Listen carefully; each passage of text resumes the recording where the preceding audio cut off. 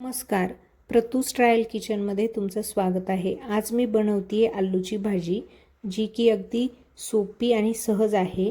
कोणीही याला बनवू शकतं। मी इथे आलू छानपैकी धुवून चिरून घेतलेले आहेत। मी थोडे बारीक कापलेले आहेत।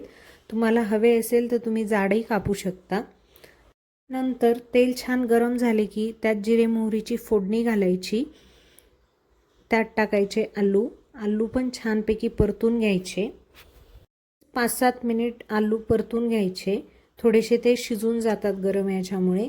त्यानंतर त्यात घालायचं मीठ, थोडीशी हळद आणि तुम्हाला हवं असेल तर लाल तिखट तुमच्या गरजेनुसार तुम्ही घालू शकता। हे 2 चमचे लाल तिखट घातलेलं आहे।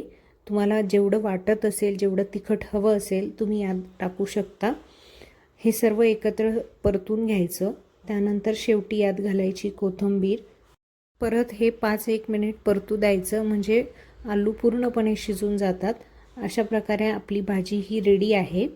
मला ही रेसिपी आवडली असेल तर नक्की कमेंट करून सांगा। भेटूया पुढच्या व्हिडिओमध्ये।